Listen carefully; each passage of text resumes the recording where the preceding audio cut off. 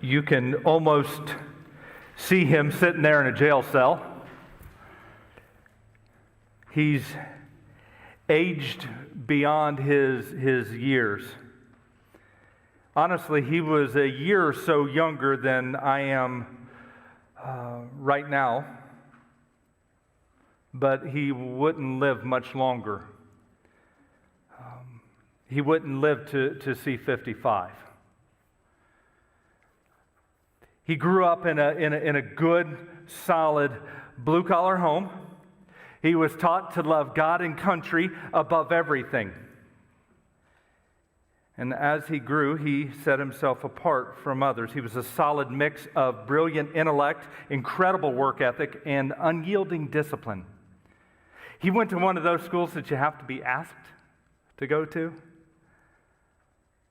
Since he was born in a multi-ethnic context, he was given two names. The first name was to honor the great king, the first king that Israel had, Saul. But since he was also born in a Roman town, he was given a Roman name, a Greek name, Paul. And Paul was on the fast track until he met Jesus. And then everything changed. For the good and for the difficult. He came to know freedom and joy that he had never known. He came to know what it was like to actually have a relationship with God. He came to know what it was like to have a grace-filled purpose. But he also came to know difficulty like he had never known. I mean, for goodness sakes, he's writing from a jail cell. Most likely in the town of Ephesus. And forgive me if those who wonder why I stand so strongly against the prosperity gospel, against this idea that you can live your best life now because our greatest, Paul, would have just experienced and since shows us that that's not true. Sometimes life just gets hard, doesn't it? And there he is. He's sitting in his jail cell. He's awaiting his trial. From this imprisonment, he will write at least 4 letters. The first one, Colossians. It's to a town called Colossae in what would today be southwest Turkey. Actually, Colossians is written to 2 towns, little gatherings of churches. When I say churches, just small gatherings of Christians that are meeting in someone's home. In Colossae, and down the road was a town called Laodicea. So he's writing to those towns in particular. As a matter of fact, if you have a Bible with you, would you open it to Colossians chapter 1? From that cell, he also wrote the book of what we would call the letter to Philippians. It was a town called Philippi. He wrote what we call Ephesians to Ephesus. You can see how this is going. He wrote Philemon to the town of, well, actually, that's a person's name. See, that one was written there's a difference in the type of letters. When you read Philemon, it's like you're reading someone's mail. When you read Colossians, here you're reading something that's intended to be read to the churches. Last week, Dan opened this series and did an incredible job of showing us how God is at work, the gospel is at work, and right where you're at. This week, we're going to step a little further into Colossians. This week, we'll step a little further into that letter where Paul describes his prayer life for the church. Can you imagine real quick what it must have been like? Paul didn't plant this church, but to get a letter from no less than Paul himself. They knew who he was. To get a letter from the apostle, the one chosen by Christ. And how important it must have been as these young, just gathering of a few come together and try to figure out what's it look like to be a church? What's it look like to follow Christ? And while Paul may not have prayed this particular prayer for Thrive, what we do know is that he prayed this for a young church. So this should be super important for us. We should be ones who read this and go, yeah, I get that. The church in Colossae didn't know it. As a matter of fact, Paul didn't know it, but the Holy Spirit who guided Paul would know that this town was about to be destroyed by an earthquake. There was severe trouble heading their way. That town was going to need mature Christians. They were going to need the church. And let's be honest, you and I don't know what the future holds. We can look back over the past couple of years and go, man, this may have been the zaniest few years of my life. But I will tell you this, the area needs the church. The church is God's plan A. When you're God, you don't need plan B. The church is God's plan A for the area. So this should be incredibly important to us. Thrive, there is so much to glean from this book. He's going to use a term that we're going to read here in just a second. He'll say, a walk worthy of the Lord. What he's talking about is what it looks like to grow up as a Christian, to be a mature Christian.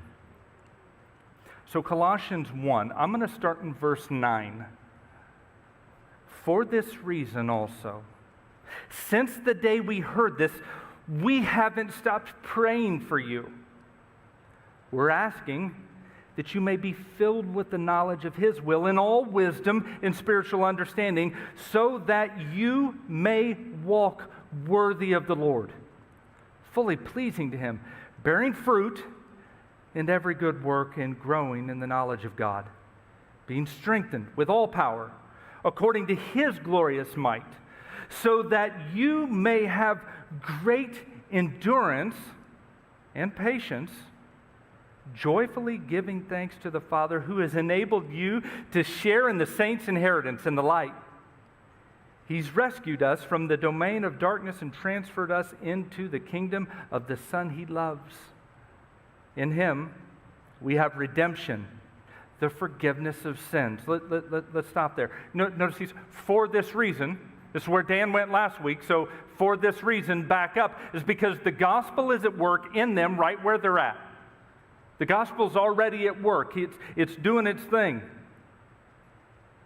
The church is off to a good start. Paul prays that the Christians that compromise this little house church, that they'll mature, that they'll grow up. He prays that they will have wisdom and spiritual knowledge that will lead to a walk worthy of the Lord. I don't know about you, but I was thinking about this as I read that. I can't imagine a better compliment. A walk, he lived a walk or walked a walk worthy of the Lord. Put that on my tombstone, because whatever that is, that's Jedi level Christianity right there. I want that. I don't just want that for me. I want that for us, for the church. And evidently Paul did as well, because that's what he's praying. And he uses 4 very specific words or phrases through here that kind of guide his prayer life as he's praying for them to grow up as Christians. So I'm going to ask you, as we sort of pick this apart, be honest with yourself today. Be honest with yourself. When you hear that, if Paul's saying, hey, I hope that you have this, I'm praying you have this, look in the mirror and say, is that me? What changes need to be made for this to be the case? If we're going to grow, right, not numerically, if you and I are going to grow as Christians to walk a walk worthy of the Lord, and Paul says, this is what I'm praying for you, we need to take this stuff serious, right? So 4 aspects here that I picked out, just words Paul uses to describe a walk worthy of the Lord. And the first one is this, bearing fruit. Verse 10, bearing fruit. There should be evidence of God's presence in your life. There should be evidence of His work. Now, what in the world is he talking about here? When we say there should be evidence, does that mean that I should succeed every time that I try something? It doesn't mean that, like, well, I presented the gospel to him and he didn't, so there was no fruit. That's not what Paul's talking about. Because if that were a picture of fruit, Paul would be a picture of failure. Paul's sitting in jail, for goodness sakes. Fruit, the evidence of God's presence in our life, he gives it to us in Galatians chapter 5. Verses 22 and 23. The fruit of the Spirit, the fruit of God's work in your life is what? Is love, joy, peace, patience, kindness, goodness, faithfulness, gentleness, and self-control. The law is not against these things. Okay, I'm going to step on your toes here because I've been stomping on mine. We've got to be honest. When you look in the mirror, do you see love, joy, peace, patience, kindness, goodness, faithfulness, gentleness, and self-control? Is your life marked by that? Now, here's the deal, because if you're like me, I can start to pick out one of them. I'm patient as Job, but this whole love thing I'm not doing so well with. Notice when he says fruit, it's singular, not plural. So, in other words, you don't get to pick and choose. The evidence of God's work in our lives is love, joy, peace, patience, kindness. It's the fruit of the Spirit. This is what we should be seeing that. And I got to imagine that I'm not the only one. When I read this, I go, man, there's not enough fruit in my life. Honestly, there's just not enough of it. It's not there. Let me be real honest and real blunt here for a second. This sort of stuff here stands in stark contrast to our society right now. It is the exact opposite of the direction that the world is going. Right now, we live in a world where everyone is running to the ends of the pendulum swings. And we're lobbing mortars across at people who disagree with us. We live in an age of rage and anger, and who's kidding who. As Christians, it is particularly easy to get caught up in that rage and caught up in that anger. But when I read this, Paul does not say the fruit of the Spirit is love, joy, peace, but in case, there's no asterisk. And that's hard. Because the fruit of God's work in our life, part of growing up to a walk worthy Lord, is love, joy, peace, patience, kindness, gentleness, goodness, faithfulness, self-control. You and I, Christians, we need to consider how we're being influenced. It's easy, and I think a few of you probably expect me to throw the easy answer here. Because the Sunday school answer is, if they ask a question, it's always Jesus is your first answer, Paul's the second one. But, when it comes to living it out, it's read your Bible and pray. That's the answer. Well, those are great answers, but it's a bit more complicated than that. Some of you know, I was mentored by about 10 years by, God put just the perfect guy into my life a number of years ago to help to lead me because he was nothing at all like me. I'm a white guy from the west side of Indiana. He was a doctor from Nigeria. So he was from Nigeria. He had taught at Johns Hopkins, and Lily had recruited him to come here to be a virologist. And he came to me one day and he said, "Hey, I've been praying for someone to pour into. I think it's you." It was fantastic just to have someone who knew how to teach at that level, who was really one of the godliest people that I know. But he told me a story one time, and because he was a scientist, his mind worked in ways that were completely different than mine. He had a pear tree in his yard. And, every year they'd go and they'd get the pears, eat the pears. Pears are awesome. Suddenly, the pears went bad. Still pears, but they taste nasty. Now, I cut the tree down. I mean, that's just the way that I think. Trees got to go. Either that or just stop picking the pears. But since he's a scientist and the way his mind works, he wanted to figure out why the pears went bad. And he studied it, and he came to the conclusion that he had planted an ornamental pear tree, something that looked like a pear tree but wasn't actually a pear tree. Pretty close to it. And that fake pear tree was now pollinating the real pear tree, and it was ruining the fruit. Christians, what I say is you and I have to be careful about where we're pollinating. You know, where you're getting your input. Perhaps it's time for us to begin to be honest about the things that are pushing us away from Christ, that push us away from love, joy, peace, patience, this fruit of the Spirit.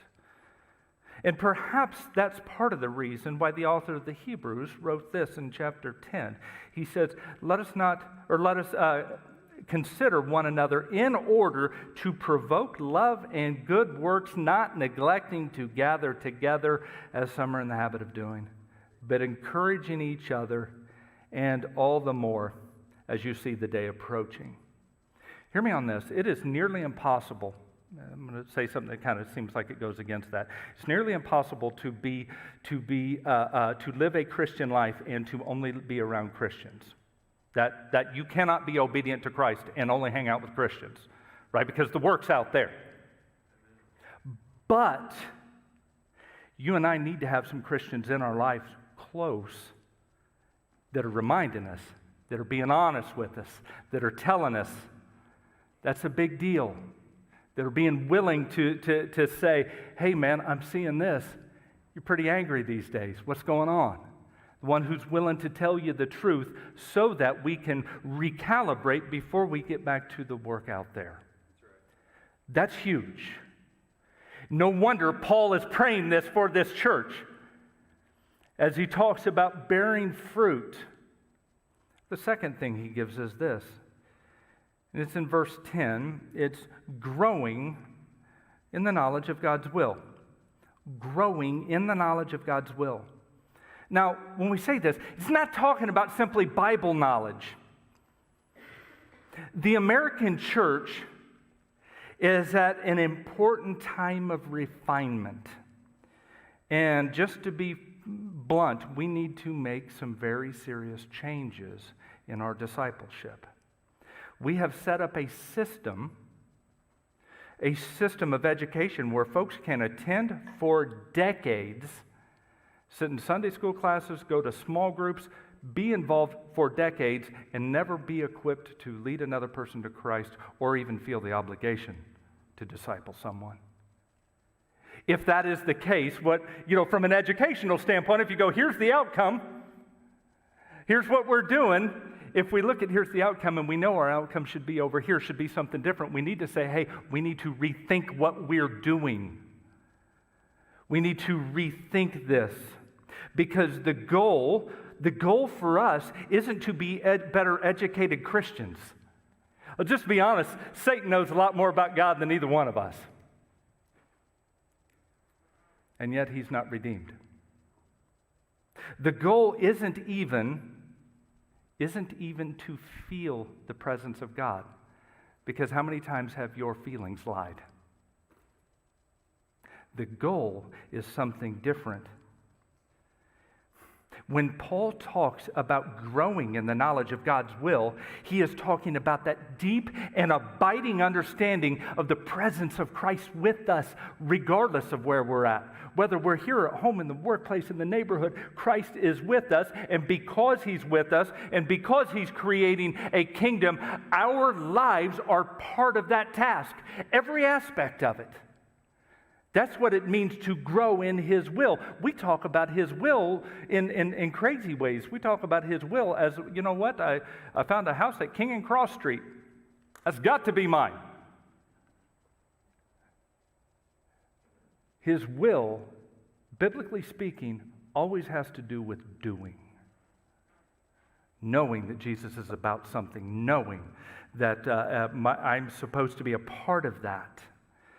You see, if Thrive Church is going to be what it can be, it will not be because we built a great building.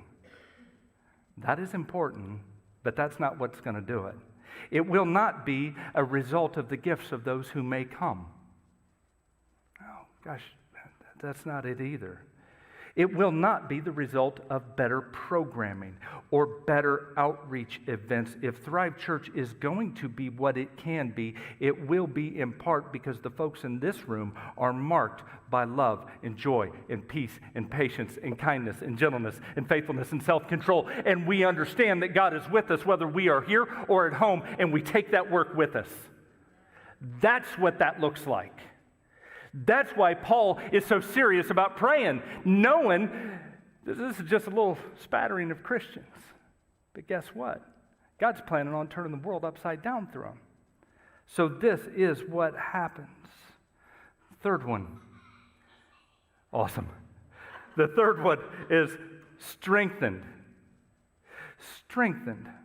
Notice that when you 10 and 11, he talks about being strengthened. It's one of those that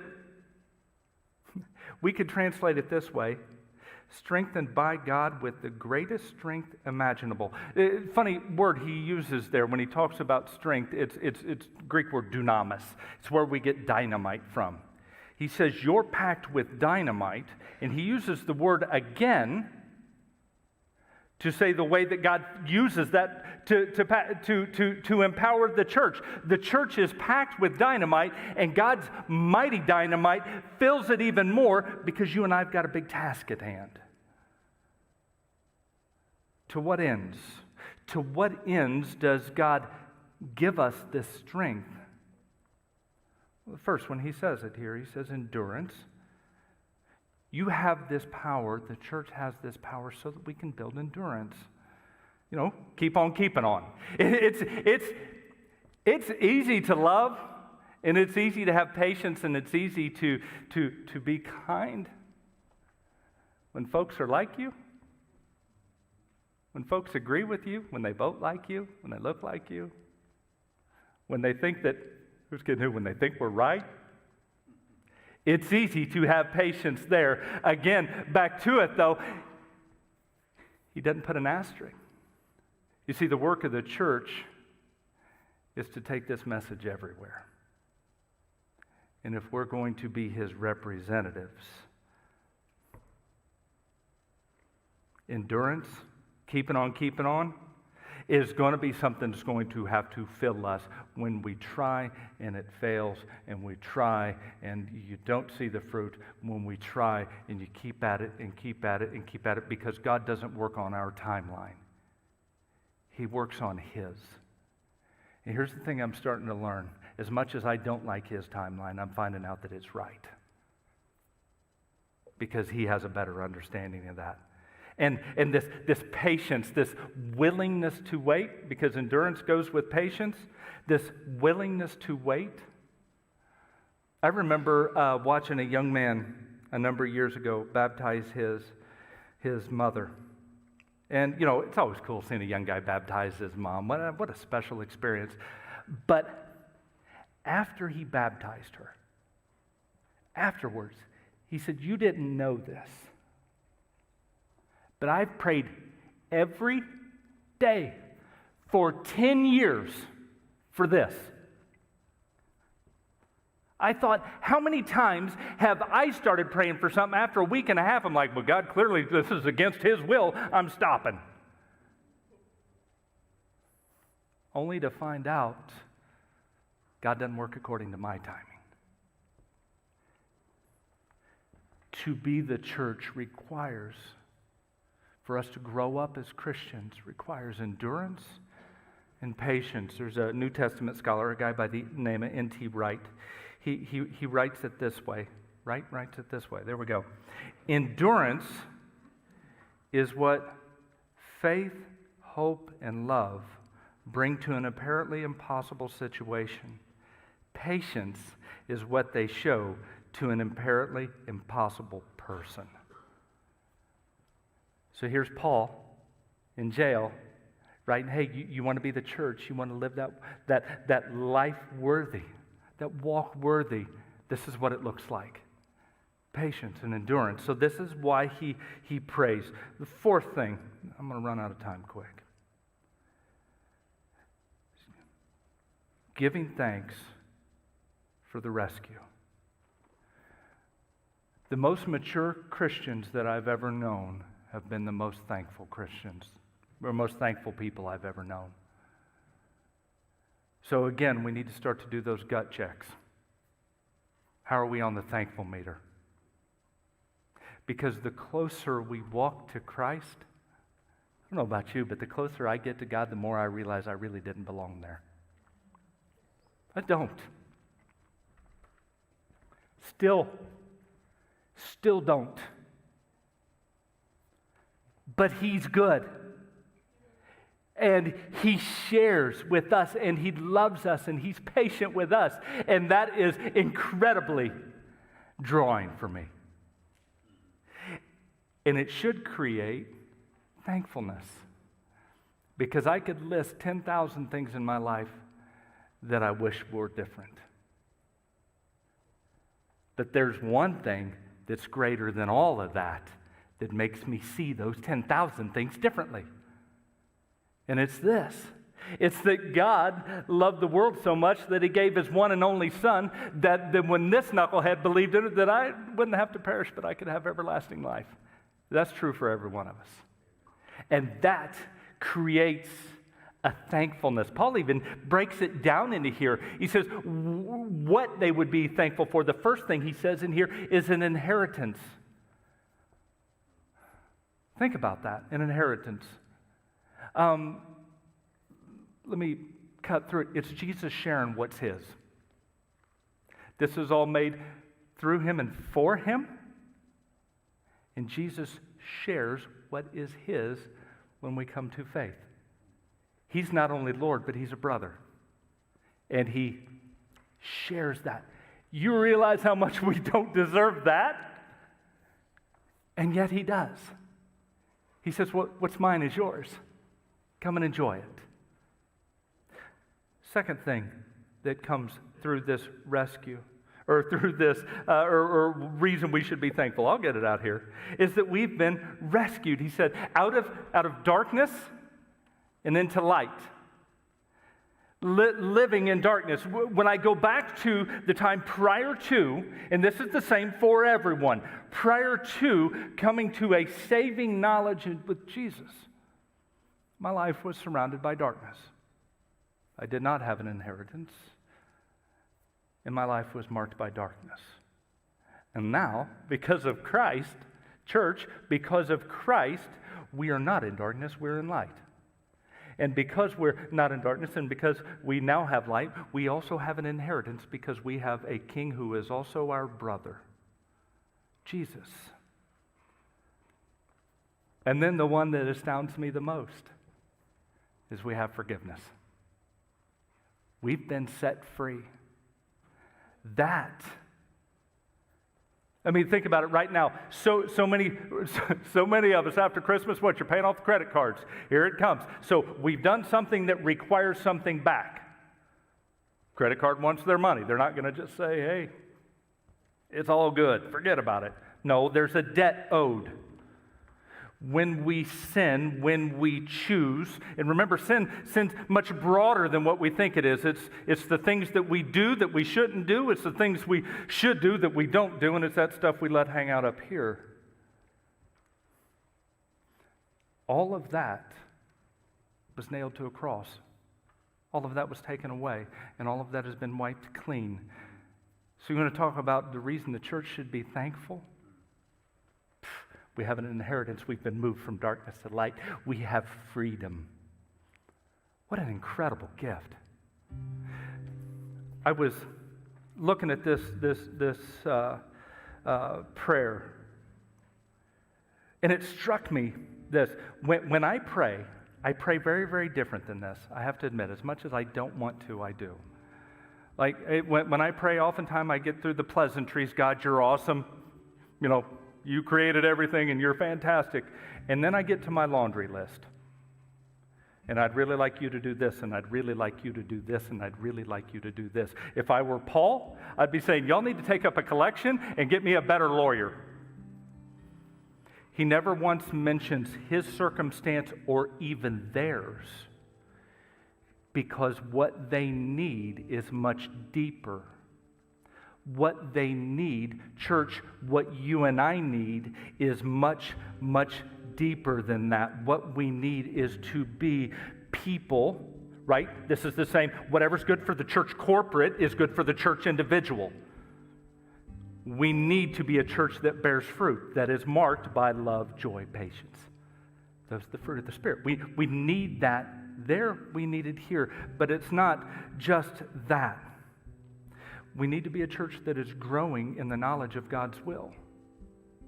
Recognizing, if you can name all the books of the Bible, I'd love that. Good for you. Keep trying at it.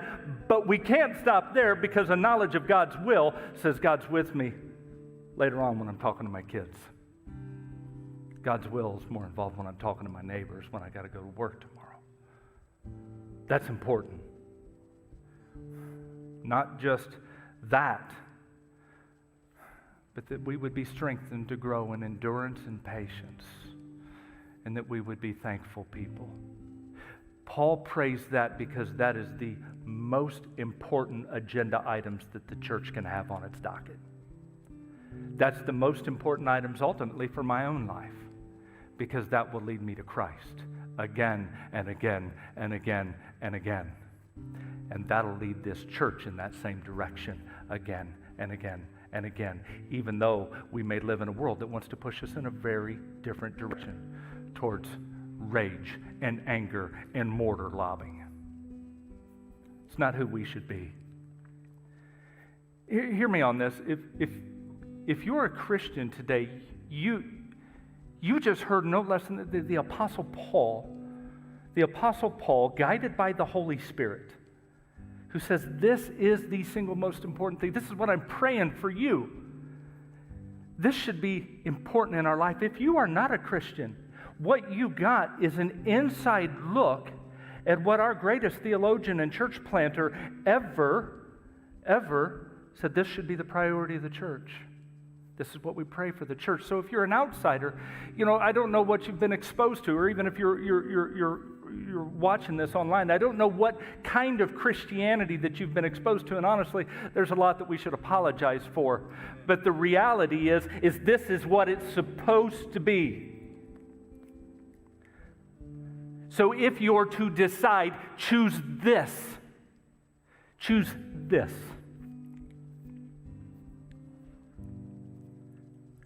Freedom. There's joy there. Pray with me. Lord, you're incredible. And the way that you know how to speak to us amazes me. So often we get caught up in the presenting problems of our lives, and we see everything that we want different, and then we're reminded today that our roots need to run a bit deeper for us to be thankful people, for us to be people who bear fruit, for us to be people who are growing in the knowledge of your will and strengthened with endurance and patience. Lord, our prayer is for whatever Thrive Church and those who call Thrive Church home, whatever we are or may be, let it be this.